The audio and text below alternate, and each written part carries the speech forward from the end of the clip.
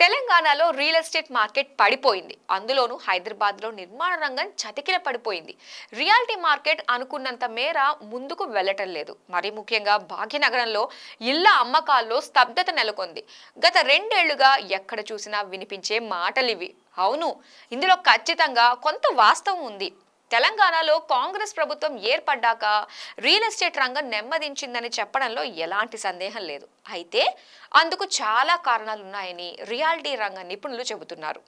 రేవంత్ సర్కార్ విధానాలు, హైడ్రా ప్రభావం, అడ్డు అదుపు లేకుండా పెరిగిపోయిన ధరలు, ఇలా నిర్మాణ రంగం స్లో డౌన్ అవ్వడానికి అనేక కారణాలు చెప్పొచ్చు. రాష్ట్రంలో కాంగ్రెస్ ప్రభుత్వం ఏర్పడి రేవంత్ రెడ్డి ముఖ్యమంత్రి పదవి చేపట్టాకే రియల్ ఎస్టేట్ రంగం చతికిల పడిపోయింది అనేది టాక్.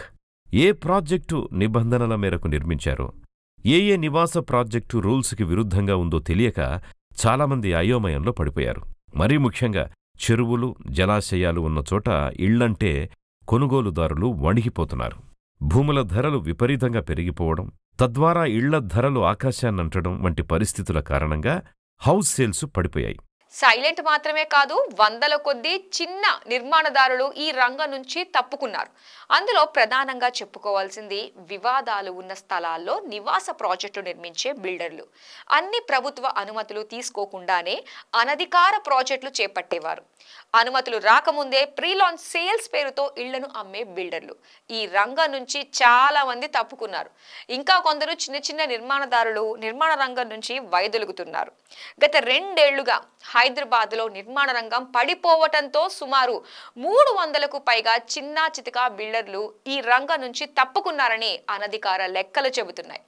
ఇందులో చాలా వరకు కేవలం స్థలాన్ని చూపి ప్రీలాంచ్ ఆఫర్లో ఇళ్లను అమ్మేవాళ్లు, నిబంధనలు పాటించకుండా ఇళ్లను నిర్మించేవాళ్లు, ఇంటి కొనుగోలుదారుల దగ్గర నుండి డబ్బులు వసూలు చేసి సకాలంలో ప్రాజెక్ట్ని చేపట్టకుండా ఇబ్బందులకు గురి చేసే బిల్డర్లంతా సైడ్ అయిపోయారు. దీంతో ఇప్పుడు మార్కెట్లో నిఖార్సైన నిర్మాణదారులు మాత్రమే మిగిలిపోయారు.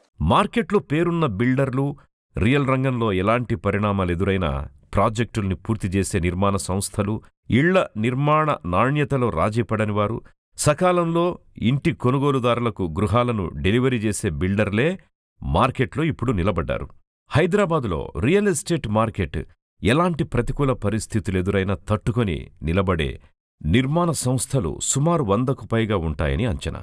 అందులో చాలామంది బిల్డర్లకు మంచి రెప్యుటేషన్, ట్రాక్ రికార్డు ఉంది. కస్టమర్ల నమ్మకాన్ని వమ్ము చేయకుండా ఇంటి కొనుగోలుదారులు కట్టిన ప్రతి పైసాకు న్యాయం చేసేలా చెప్పిన విధంగా ఇంటిని నిర్మించి సకాలంలో కస్టమర్లకందించే కొద్దిమంది బిల్డర్లే హైదరాబాదు నిర్మాణ రంగంలో నిలబడ్డారు.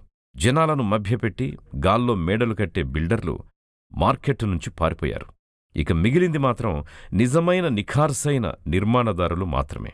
అందుకే రేవంత్ రెడ్డి ప్రభుత్వం వచ్చాక హైదరాబాద్ నిర్మాణ రంగం కాస్త డౌన్ అయినా నిర్మాణ రంగానికి మాత్రం మంచి జరిగింది అన్న టాక్ వినిపిస్తోంది.